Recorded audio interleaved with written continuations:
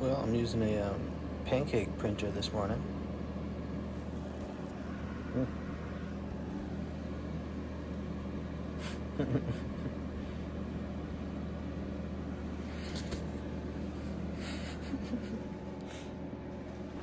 Alright, it's 7:07 and I'm already back on trail. Frank picked me up at the hotel at 6:30 and got me out here early. Wasn't able to change out boots, couldn't find anything in town, so stuck with the same boots. And you know, hopefully when you just wear on top of a blister multiple times, it just gets stronger, right? Into the 100-mile wilderness. Looks like I'm gonna have a pretty warm week, so that's good.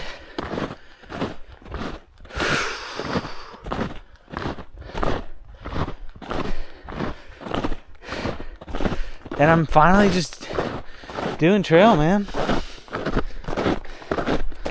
Here we go.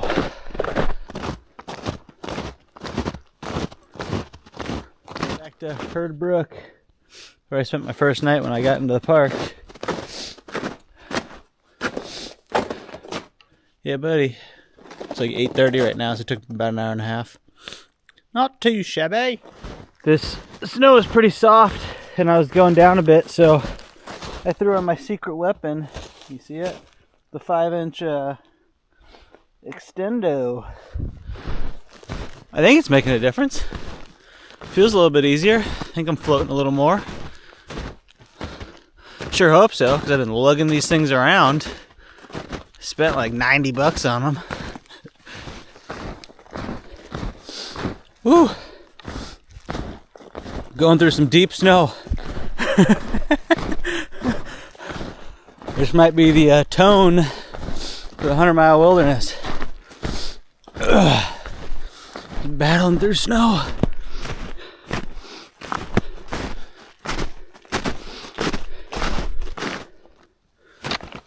Hiking up a bit of a frozen waterfall here, covered in snow. It's steep.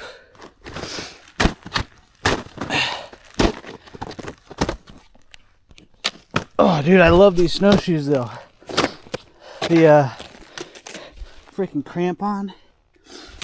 Dude, you can climb anything in these things. They rock. It just goes on forever. You could get lost in here so easy.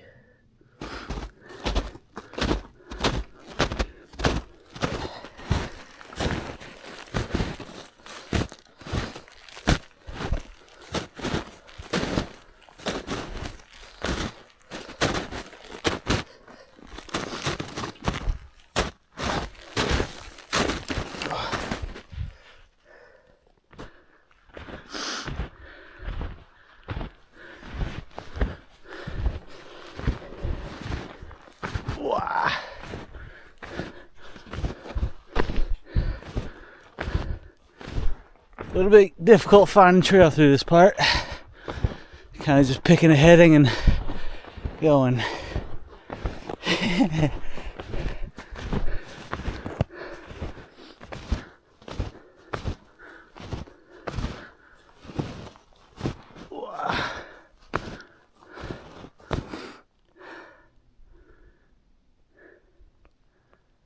Well, I think this is going to be my best view of the skyline for today. Not much, but it's still cool. Supposedly the trail goes this direction. Well, the 30-inch snowshoes, it's a great idea. Maybe if the snow's more packed. Oh my God! I'm pushing snow today, that's for sure. Pushing snow and trying to find trail. Woo! Where'd that come from? Look at that. I don't think the GoPro is doing it justice. Let me switch to my phone. Come on, zoom in for me. Oh,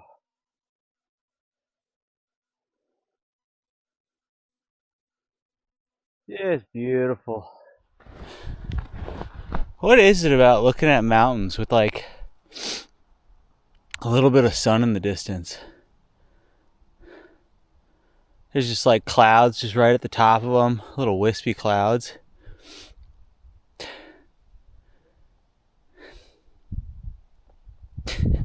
It makes you emotional. Now, one thing to consider though is like when you're working really hard and out on the trail, you just get emotional about stupid shit.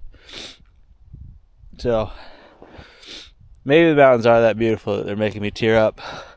Or maybe, you know, I've just been alone for too long. That happens too. You just get dumb. Ooh, those are pretty looking mountains though. I gotta stop saying all right at the beginning of every video. Made it to Rainbow Lake. Right there. Look at this snowdrift I've got to compete with. This thing is like 8 foot tall. And there's ice. Damn, it sounds hollow. And a little stiffer there. Yeah, I gotta get up this boy now. See if I can do this on camera.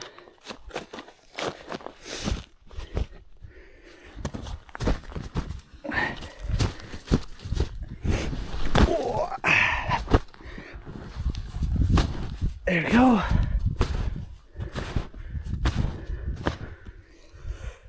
I'm the Snowdrift Master. Super happy to be on this lake because now I just skirt the side of the lake pretty much mostly all the way to the shelter for tonight. So I don't have to check my phone for navigation anymore. And I'm really worried about battery life. If this is going to take me 7 days to do and we get some cold snaps that kill my external batteries, I need battery power for my GPS units. It's so hard to route find out here. So I should probably end this video now so I'm not using any more battery. Okay, bye. Just battling snowdrifts.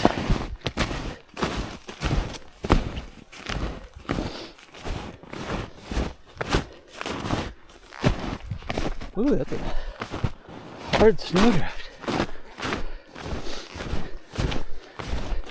It's really interesting. So this past week, you know, it's gone like warm to super cold to warm to raining to cold.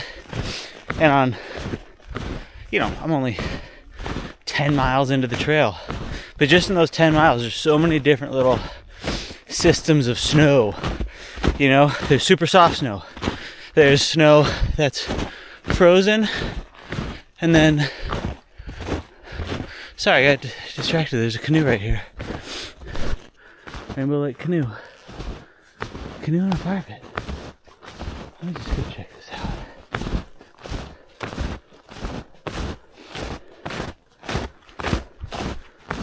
Oh, thought that was a fire pit. That's just a freaking milk crate.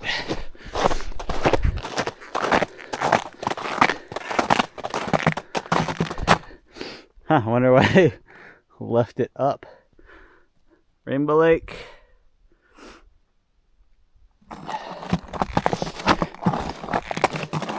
Yeah, there's snow with ice a couple inches underneath it. Snow with ice on the top of it. Fluffy snow. Hard snow.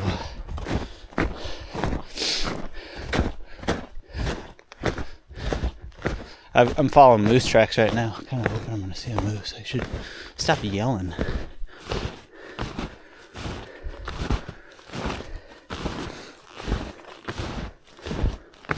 Big old moose boy. Alright, I'll let you know if I see a moose. Look at these massive boulders. Look at that guy. Look how big that boulder is. Well, that's a tiny boulder compared to that boulder. Damn! Look at that boulder, man. Can you get a perspective of me and the giant boulder? Yeah. Big old boulder. There's boulder. Ooh. Root ball. Another big boulder. Rainbow Lake, the land of big boulders. Whew. I'm having the time of my life right now. Maybe it's because I've had too much caffeine. But this is also really fun to hike in. Even though at times the snow is pretty brutal. Right now it's not too bad. Probably only like a foot deep. What slides on its belly like that? Is that a beaver? I don't know. Oh, I'm in the water. Oh, son of a gun. Shouldn't have paused. Shouldn't have been an idiot. Filmed over water.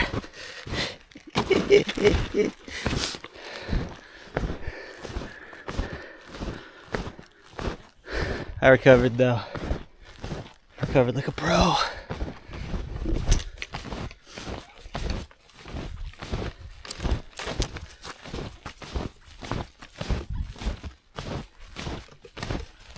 Maybe about 4 miles left.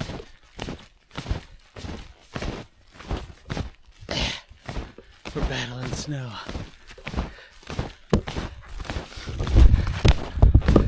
Look at this rock ledge just covered in icicles. It's so cool.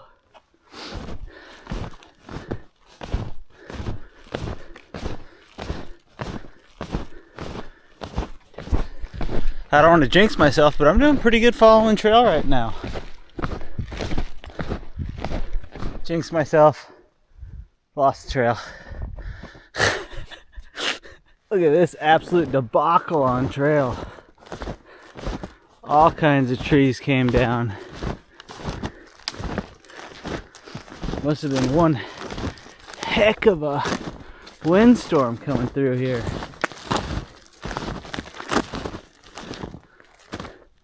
Okay, ripped up by the roots. That guy got snapped up top. These are all live trees too. Look at that root ball that got ripped up. Wicked. God, there's another one over there. Whew. This is taking me quite off trail to avoid all these. Let's see if we can't navigate our way back. Look at this root ball. It's huge. I could camp here if I had to. Huh. That's a big one. Alright, trail, where are you? Let my internal compass guide me.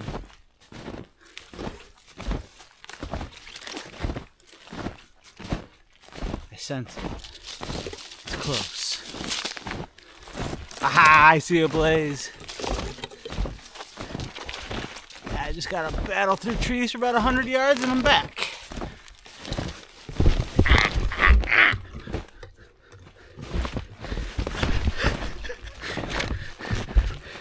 Almost back.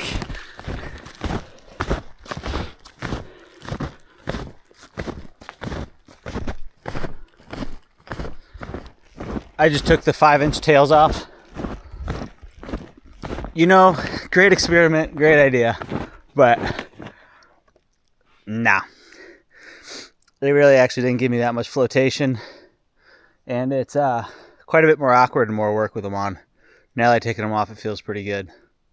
So, those might be going home in Monson. Alright, all that separates me from shelter for tonight is this bridge. I'm not going to film this because this is going to take a lot of concentration. Whew. Here we go. Woo. We made it. Rainbow Stream lean-to.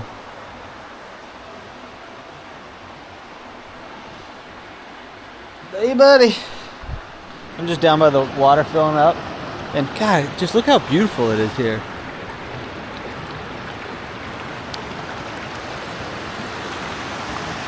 What a cool spot for the night. Now I'm hoping the cold air doesn't settle too much down here and then it's a really cold campsite, but I think it's supposed to be like high 20s tonight, so I don't even think it'll be that bad. Or maybe all the running water in the vicinity will kind of warm up the area. I don't really know, but it's a cool campsite. Here's today's shelter note of the day. Hashtag Bill Bryson is a pussy. Pretty kind of dumb, but I've noticed, you know, if I have wet gloves, they'll get wet from me, like brushing snow off stuff. I can just, I'll put them on and my body heat dries them out relatively quickly. So I just took my socks out of my boots. Again, the boots are just damp on the inside, whatever. I really unlaced them today, which is going to help put them back on.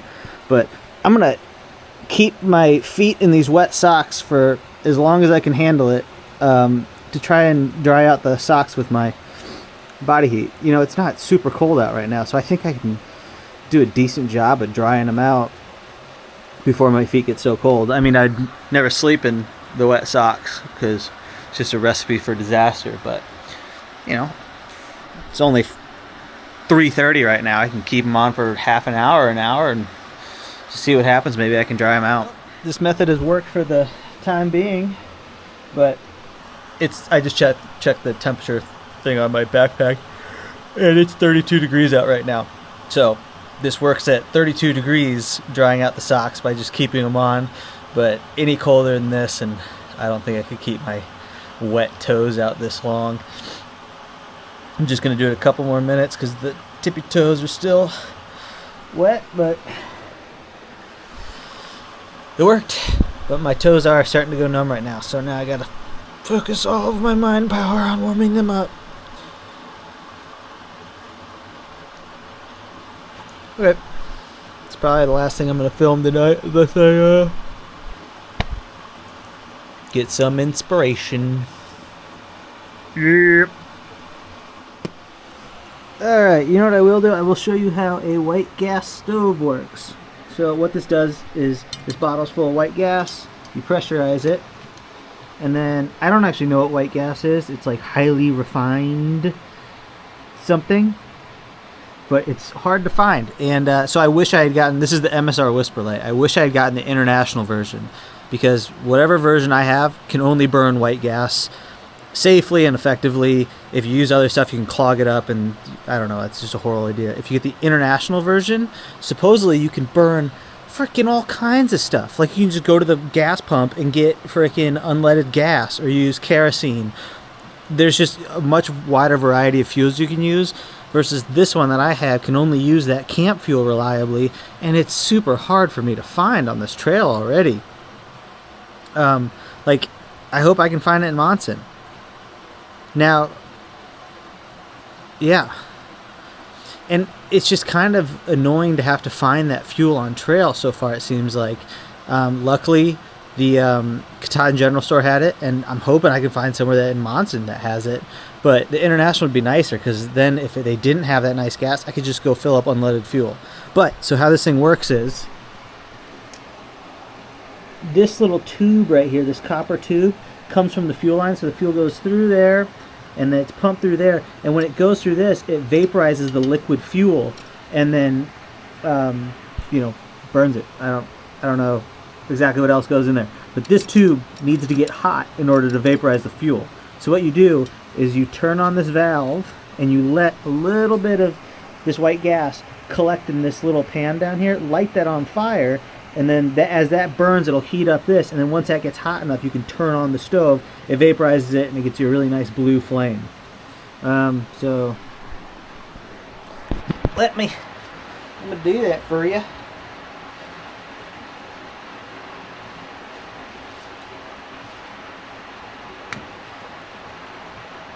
Open it a little bit.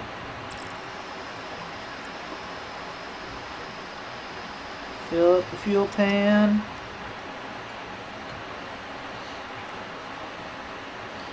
Try not to light myself on fire.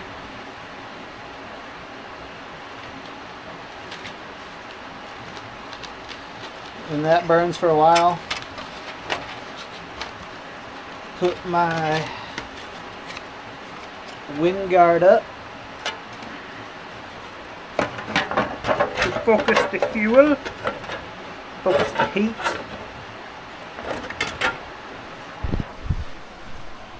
Yep, and then just as that, right before it dies out, then I turned this off, so no more fuel is coming out of it. It's just burning what's in the pan and kind of maybe what's in the fuel line. But then once it starts to die down, I just turn that back on and we get a bit better flame. Boop. Put her on there.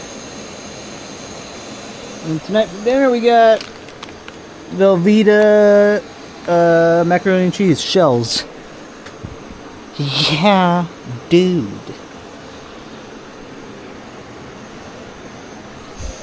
Got my damn booties on. Alright. Just boiled my mac and cheese. Stove turns off, and then there's always like a little flame that slowly dies out. And then I make sure this totally cools down. And then I disconnect it from the tank, and I just keep this valve on during the day. You can flick this little lever down, and I just point that in a direction where it's not going to get disturbed by anything. And then there's always like a little bit of fuel in the fuel line when you disconnect it, so I make sure to like take it apart away from the shelter. I just don't want to like put fuel on the shelter.